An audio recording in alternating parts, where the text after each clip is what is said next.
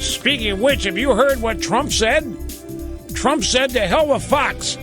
He's not going on Fox anymore. I don't know what happened. Trump said, let me find it over here. I have therefore decided that I won't be doing any more Fox shows for the foreseeable future. Now, I don't know how far in the future you can see, but however far Trump can see, that's how far out he's not going to do Fox anymore. I don't know what happened. Oh, maybe I do. Maybe Fox is harping on, there's a poll that shows Trump is losing ground. He's still in the lead, but he lost some ground. There's just one poll that shows that. And maybe Fox has some people harping on it, and he's ticked off about it. Anyway, greetings. Welcome back. Great to have you. Rush Limbaugh here behind the golden EIB microphone, 800-282-2882, the phone number if you want to be on the program. And if you're on hold, stay there. I'm going to be getting the phone calls as quickly as I can. We got a great roster of people waiting to speak. And the Hillary Clinton news. Now some engineers or somebody have said that they indeed found Hillary work-related emails from that server. You know, this story, it's a roller coaster or a Ferris wheel. I don't know, but I don't know from day to day. I don't know where we are on this story. And on days like this where it's looking bad, we get accompanying stories about Biden. And we now have stories about Biden about how he's looking stronger in the polls, and he's thinking about getting into this now. And that changes each and every day. It's the essence of fluid, if you will. Now, before we get back to Pope sound bites here from the greeting ceremony this morning, this situation at Volkswagen. Do you know Volkswagen, certainly, do you know that Volkswagen owns Porsche now? You didn't know that. They own a lot of brands. They are the biggest car maker in the world. And it's not just, I have all the details here from our official climatologist, Roy Spencer. It's not just that the CEO lied or the company lied about emissions in some of their diesel vehicles. It's more than that. They actually purposely programmed these cars to run differently when the computer sensed a routine emissions test was being done so that it would pass. Folks, that is an engineering feat. That is stunning that they were able to do that. They were able to program those cars so that they knew when they were being tested, and thus the cars ran differently and, i.e., were within limits. When they were being, that's worth an invite to the White House. For crying out loud, if you can copy a clock that's made by Radio Shack and impress Obama with that and get an invite to the White House, surely these engineers at Volkswagen would rate one. You realize maybe Apple will hire these guys. This is something they could do with iPhones, and this is amazing here. Seriously, program the cars to run differently when the computer, the onboard car computer, realized that an emissions test was being done, so that it was in limits. I mean, that's worse than inadvertent errors. That is a purposeful effort to cheat the climate, to cheat the planet, to cheat the environment. And, of course, that then offends Obama and now the Pope. Volkswagen, wouldn't you know? Wouldn't you know? Martin Winterkorn is the Volkswagen CEO. Okay. Also mentioned this, Los Angeles. This is the LA Times. Los Angeles to declare state of emergency on homelessness and commit $100 million to it. Los Angeles elected leaders as opposed to the unelected leaders, announced yesterday that they will declare a state of emergency on the growing homelessness problem in the city and commit $100 million toward housing and other services for homeless people. I know. I mean, what? There's all kinds of lines here, just waiting. Why don't they disguise themselves as immigrants? Why don't they go get, pitch their tent or their shopping cart wherever near the border? Like they're immigrants. The proposal, which was presented at a City Hall press conference attended by City Council members and Mayor Eric Garcetti, coincides with a Garcetti administration proposal issued late Monday that aims to free up nearly $13 million in newly anticipated excess tax revenue for short-term housing initiative. What is this excess tax revenue? Newly anticipated. That tells me they don't have it yet. That tells me they are anticipating collecting more tax revenue than they thought, but that they don't have it yet. But it doesn't matter because they're going to commit this. Now, what stuns me about this are two things. How does this happen in a city that is run by compassionate, caring, concerned, and high-taxing leftists? Furthermore, not just the city, in a state run by compassionate, concerned, big spender, high-taxing leftists. How does this happen? Why isn't California a utopia? You can't blame the Republicans. They aren't even a factor. The Republicans can't mount enough votes to even get noticed on anything, much less stop something. No, folks, I'm not asking a rhetorical question. I'm damn serious here. How does this happen? You've got a perfectly run city by liberals. You've got a liberal Hollywood. You've got liberalism running that town and all the supposed benefits of it. Compassion and caring and concern and anti-discrimination, whatever it is that comes under that umbrella. How in the hell can you have a record number of homeless? And then furthermore, I only thought homelessness happened with Republican presidents. And furthermore, I thought it only got reported with Republican presidents. What's the LA Times even doing reporting this? I know it's a rhetorical. It's so bad they can't ignore it. It is bad. It's causing the closure of emergency rooms along with illegal. But hospitals can't stay in business. Federal law, you got to be treated when you show up in the emergency room. You know how many hospitals have closed in Southern California alone in the last number of years because of illegal immigrants and non-payers visiting the emergency? They can't afford it anymore. Liberalism can't be afforded, period, but it doesn't mean they don't give up trying. But how can this situation even exist? How can there be a record number of homeless? Why is $100 million needed when you've got people that believe in utopia running the place?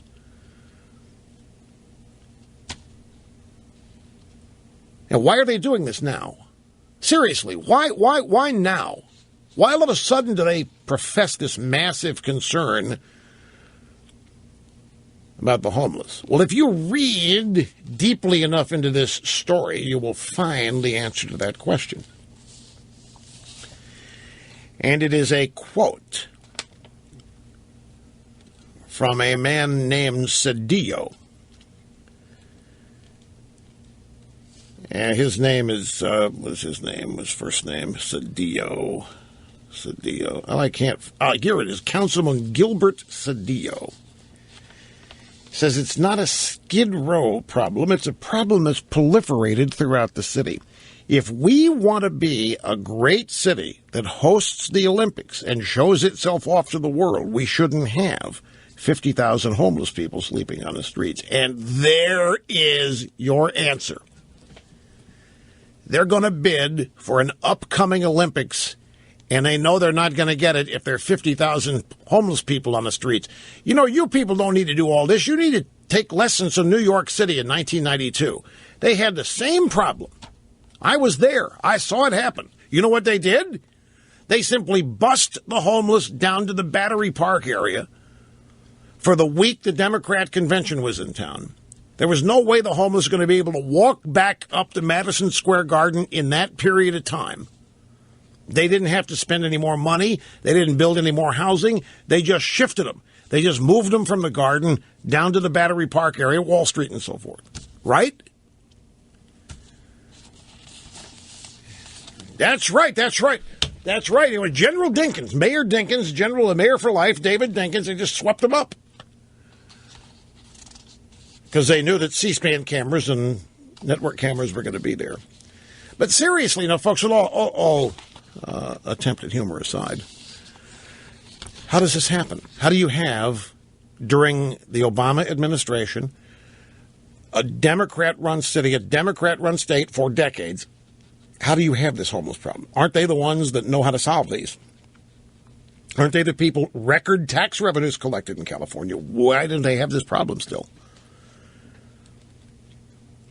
Now, conservatism is the answer to this, and conservatism can answer the questions I'm asking. They're not addressing the problem. They never have addressed the problem, and they're incapable of addressing the problem. You know why? Because the problem, the actual solution to poverty and homelessness is not found in liberalism. It's found in conservatism. It's found in economic growth. It's found in capitalism. It's found in self-reliance. It's found in self-help. You're going to have a much greater success rate if you teach people how to get out of poverty, if you motivate them to get out of it, rather than promise you're going to take care of them, because you can't, and you end up with empty promises and circumstances like this. At the end of it all, you still have the homeless, and you still have the problems, but liberals get all the credit for having great intentions and big hearts. And the people who are trying to help are worse off than ever. But you're not supposed to point that out. Yes, sir, Bob. Rush Limbaugh, talent on loan from God. Here is Danelle. It looks. That's Daniel. And Daniel in Salisbury, Maryland. Great to have you on the program. Hello. Hello, Rush. It is an honor to speak with you today. Thank you, sir. I appreciate that very much. Same here. Thank you. I had a point I wanted to make that with all this Pope hullabaloo going on around the country and seeing it all over the news, everywhere you turn or listen, it's interesting how the left always wants to remove God from government, a separation of church and state. You can't say God in schools or in government buildings. That is until the Pope comes. And then they're all showering him with praise and love and adoration and trying to use him to push their political agenda. So where's the separation of church and state this week? So how do you explain it? I'm at a loss. I was hoping you could let me know. I'll be glad to. We've already actually done so. You are exactly right. I made the point yesterday, and I put it a little stronger lingo than you just did. Day to day, normal day, Democrat Party holds religious people in contempt, particularly evangelical Christians. They hold them in contempt. Evangelical Christians are considered pro-life and gun kooks. They are considered the bitter clingers. Evangelical Christians, moral majority, they're a bunch of no-fun nerds judging everybody, telling them what they can't do, and disapproving of the things that they do. And the left hates them, has a deep contempt for them. The Catholic Church is close second. And if you doubt, I know a lot of people, how can you say this? Folks, I'm not saying it to rile anybody up. I wish it weren't the case. I wish none of what's happening today was happening. I wish the last 7 years hadn't happened. I really do. But they are happening. And what I'm telling you has happened. This administration has targeted for humiliation the Catholic Church throughout the entire Obamacare saga. Parts of Obamacare are designed to weaken the Catholic Church, to force upon the American people behaviors that are in direct violation of catechism. Abortion, contraception, you name it. A lot of this stuff is a direct attack on the Catholic Church. The Catholic Church epitomizes the group that the left reviles, this moralistic, we're right, you're wrong, we have the answer, you are a sinner kind of entity, and they hate it. They don't want to be judged. That's why, folks, I'm telling you, this stuff matters. These two stories I found in the drive-by media today, that's not accidental. Salon article putting a friendly spin on pedophilia. I mean, it's a pedophile writing, and what a great guy he is. Don't get mad at me for being a pedophile. I'm a nice guy. Pedophilia's got its attributes. And then there's casual sex with your friend's old boyfriend, isn't always a bad thing. Just two examples of defining cultural rot down. It's not accidental it's happening now. The point of the matter is, I think gay marriage is inspired in many sectors by anti-Catholicism and anti-Christianity. There's no question about it. So your question, well, given all that, what in the world is a Pope being celebrated for? Put two and two together. This Pope is not perceived to be like elements of the church that the left doesn't like. He's seen as a fellow traveler. He's right on the money. Climate change, immigration, Cuba. Why, this Pope can come over here and give Obama gravitas. He's the most popular man in the world. Take a look at any poll. The Pope, any Pope, is the most popular man in the world at the time he serves. Even Obama has enough strategic sense to recognize the opportunity he's got here. So the short answer to your question is Obama is not commingling church and state here. As far as Obama is concerned, there isn't any church here. He's got a fellow ideological soulmate, and they're on the same page, and his presence and his popularity help Obama advance his agenda. That's why. Now you're saying, but it's hypocrisy. Oh, it's profoundly hypocritical. But the left gets away with hypocrisy all the time. You'll never catch them on it. I mean, you'll catch them on it. It'll never come back and bite them. Because the left doesn't have any standards to be measured against anyway. When you get right down to it. So, Daniel, thanks for the call. Appreciate it. Ray, Livermore, California. Great to have you. It's another place liberals hate because this is where the Lawrence Livermore Laboratory is, where Edward Teller worked. You know, Edward Teller, the father of the bomb. You got it, brother. Right. Exactly right. I got it. I met Edward Teller, by the way.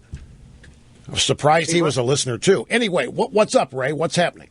Ahmed, the peaceful clockmaker, dittos to you, Rush. Thank you, sir. And in your opening segment, you were talking about Hillary Clinton taking donations from parties and now taking political positions that would be against those very people that she took money from. Right. And I would contend that she's gone to the Jesse Unruh School of Politics. And you were in Sacramento for a while. You've probably heard this name and even this quote. Jesse Unruh once said that if you can't drink their whiskey, sleep with their hookers, take their money, and still vote against them, you don't belong in politics. That's right. That's right. If you can't drink their whiskey, sleep with their hookers, take their money, and still vote against them, you don't belong in politics. Jesse, yeah, it sounds like Hillary Clinton is ready for the job. Jesse, yeah, for the Democrat side of things, exactly right. Yeah. Jesse Unruh. It's Unruh. Willie Brown always pronounced his name Unruh. But Jesse Unruh was a god in leftist politics. He's also the creator of the phrase, money is the mother's milk of politics. Same guy. You're onto something there, Ray. Hillary has learned well. Anyway, these people gave her money and she's now stiffing them. And she's probably saying, where else are they going to go? They clearly aren't going to give any money to Trump. You people watching on the Ditto Cam can see the smoke wafting away here. It's a great 1 o'clock cigar going on, I just have to tell you. And we're back, the cutting edge of societal evolution. By the way, CNN just had a graphic, a banner at the bottom of the screen which said House Democrats urge Pope to speak out on issues. See, there's no concern here over a religious figure in the country chatting with Obama about their mutual beliefs. No problem whatsoever. There's no problem with separation of church and state. And do not doubt me when I tell you that the mainstream of the Democrat Party holds evangelical Christianity in contempt. It is one of their primary motivating beliefs. And in fact, I believe that the popularity of Democrat politicians is directly related to how successful they are opposing and defeating anything to do with evangelical Christianity. And that could be anything from morality issues to right and wrong issues to cultural issues. And it is why I maintain that the mainstream of the Democrat Party considers conservatives and Republicans and Christians to be a greater threat than any foreign enemy is. And that's what makes their embrace of Pope Francis all the more remarkable. You know, other popes have visited the United States. You know when the first pope came here? Little trivia question. You know what year the first pope ever to come to the United States was? It'll shock you. 1965. Is that kind of surprising? The first time a pope ever visited the U.S. was 1965. I think... I'm having a mental block on which pope it was. I want to say Paul VI, but I don't think that's right. It may be. Usually, even when I think I'm wrong, I'm right. Even when I tell jokes about what the Democrats are going to do, I eventually be proven to be a seer. Come true. Here's Scott, San Clemente, California. Welcome, sir. Great to have you with us. Scott, are you there? Long-time listener, second-generation caller.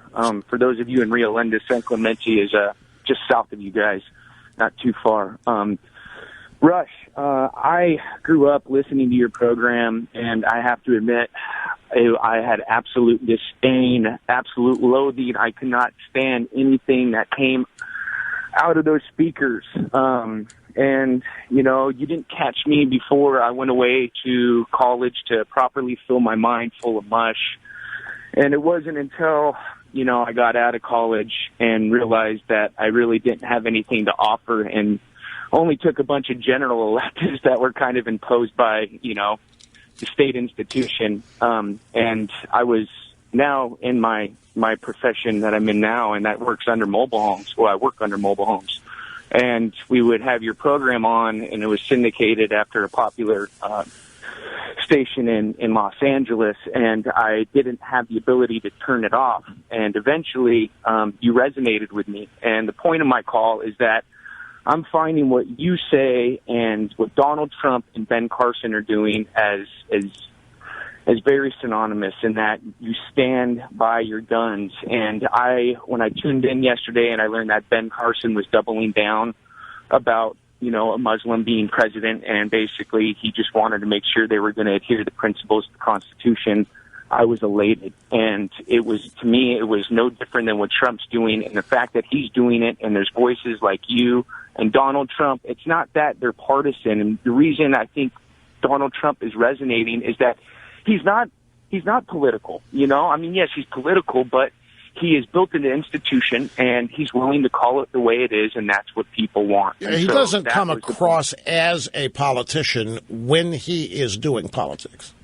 Correct. I mean, he's in the political arena. He's running for office, so he's in politics. But you're right, he does not sound like, in any way, shape, manner, or form, a politician. You don't. When Trump speaks, you don't ask, okay, what's he really trying to pull here, or what's he really saying, or what's he not saying? It's right out there. You hear what he's saying, and you have no doubt about it. And so there's no attempt at subterfuge or say one thing and mean another. So it's just right out in the open. And that is why I think a lot of people are glomming onto this, because it's perceived as real, genuine. And the other point you were prefacing in terms of the Los Angeles combating the homeless issue, that's exactly what I found. I was in an institution, a college institution, and I was a complete liberal, man. I mean, I believed nothing but what they fed to me. And only until I got out in the real world did I find that conservatism is the true practice method. And if you want to ever make something happen in your life, you got to get down and do it yourself. Nobody's going to do it for you. And so, amen, brother. Well, that's awfully, that's heartwarming. This is a great call. Can I ask you a question before you go? Please. I'm genuinely interested in this. Because I do not think of myself, and nor does anybody who knows me think of me as hateful in any way. Quite the opposite. Yet you admitted that in the early days of listening to me, you loathed what you were hearing. And I'm curious how that manifested. I mean, what was it that you hated? What was the thing that what got you so worked up? Well, honestly, it was my mom's disdain. So I think it was her voice that was, outweighed kind of what your message was. And until it was just you, me and you, and I heard your voice talking directly to me, was it that, oh my gosh, this guy makes sense. So there was no filter prejudging me or characterizing me before you listened. So I get it. Okay. Well, that's helpful. I appreciate that. So you're in San Clemente. Now, how old are you? 33. 33. Well, I can explain why the millennial generation is so embittered too, but that's for another discussion. Well, no, give that a shot. I'm fascinated in the millennial generation, as they're fascinated in themselves. Exactly. And so I believe that we were sold a myth, and our parents didn't know any better. And I come from the baby boom generation, and they did. They truly wanted the best for us, and so that's precisely why they made such an aggressive and fervent push for us to attend higher institutions of learning. And we really thought that we were gearing ourselves, us millennials I'm talking about, to just come out into the world with nothing but success. And we've found that is not the way it is. And so we think that we were so entitled to everything and that we were going to have such abundance at our feet and so many opportunities that now we realize that is nothing but a fabricated myth. Now help me again. Why did you think that because that's how your parents prepared you, or did you just think that that's what your education was guaranteed to provide you, or was it were you told that this was what the country was obligated to do for you? Why? Because that's a much starker difference. When I was coming out of, I didn't go to college. When I was that age that you're talking about here, I didn't think anything was guaranteed to me. I didn't think anybody was going to give me, and I didn't want them to. My whole attitude was that I was going to have to earn everything that I wanted to spend. Mm-hmm. And then some. So where did that come from?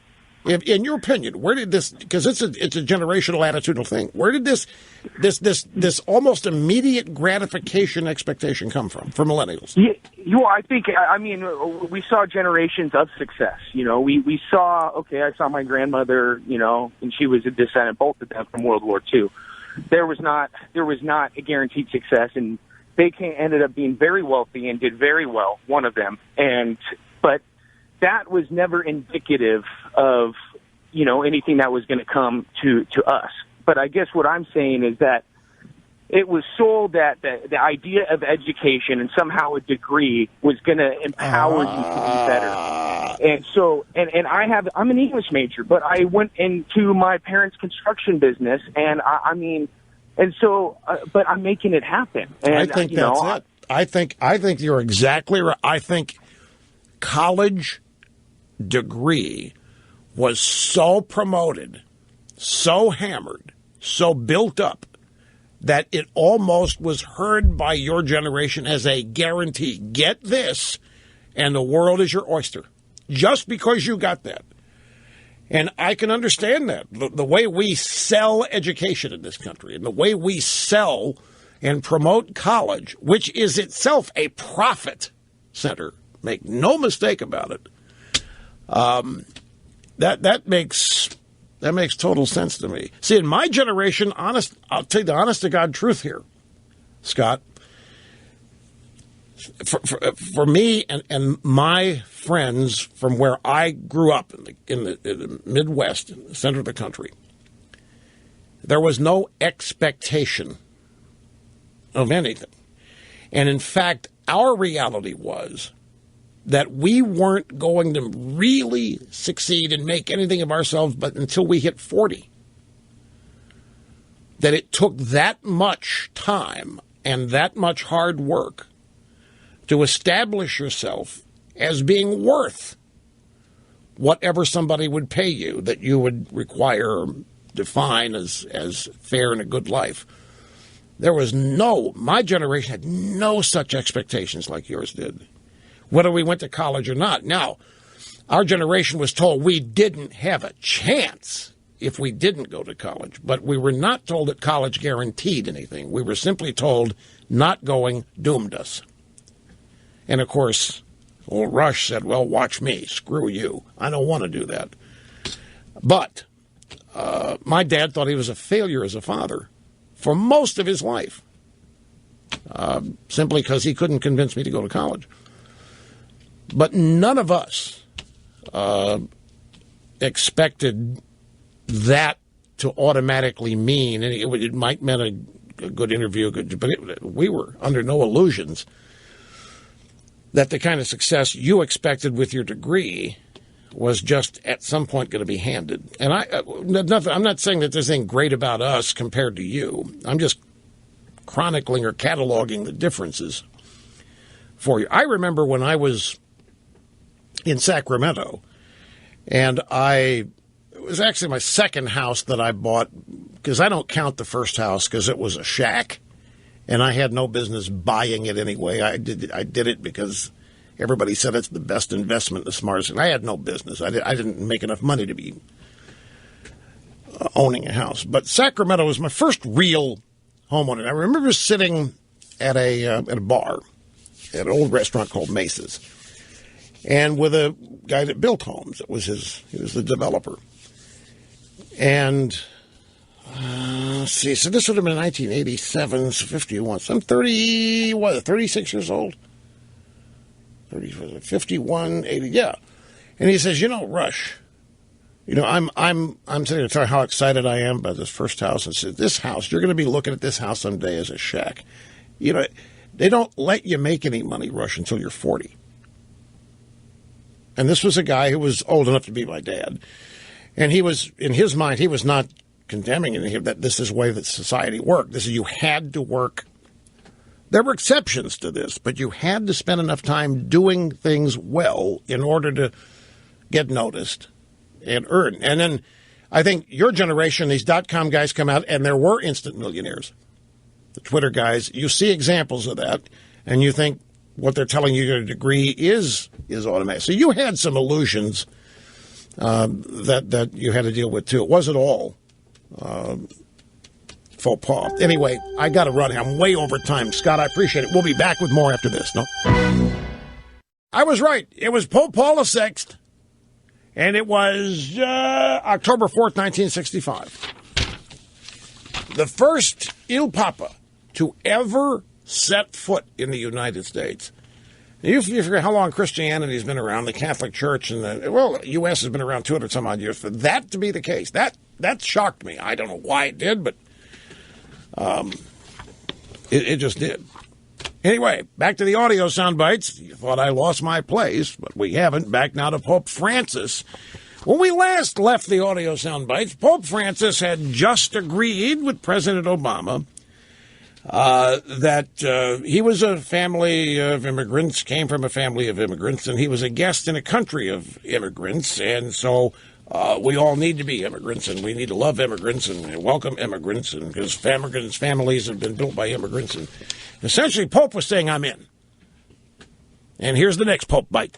Mr. President, Together with their fellow citizens, American Catholics are committed to building a society which is truly tolerant and inclusive, to safeguarding the rights of individuals and communities, and to rejecting every form of injustice, discrimination. There we have it. We're adding, right on. Discrimination now been added to the immigration agenda. You might be saying, why does the Democrat Party oppose this most of the time? And here's the guy, Mr. President. American Catholics are committed to building a society truly tolerant and inclusive, safeguarding the rights of individuals and communities, rejecting every form of injustice, discrimination, and so on. Those are not, leave it to me, those are not the things the Democrat Party associates with Christians. If they were, you wouldn't have this enmity that the Democrats have for Christians. Evangelical. Look, not all you mainstream Democrats. I realize many of you are Christian. I'm talking about the far left wing, the leftist leadership, embodied by people like Obama, the community organizers, and those guys. You know it as well as I do that there is a contempt for mainstream Christianity at the extreme margins, and I don't think it's extreme. I think it's pretty much mainstream now in the American left and the Democrat Party. Now I don't have time to get it in, but the next Pope bite, Al Gore could have said it. It's about global warming. That's coming up. Don't go away. Again, Pope Francis said on Shepherd 1, the jet that flew him from Cuba to Joint Base Andrews yesterday, that he's not a liberal. He's not a lefty, or whatever. And we have a couple of more Pope sound bites, and we'll get to others. And, of course, more of your phone calls coming up. Other things happening in the news out there despite all of this. So sit tight. You don't want to miss any of it.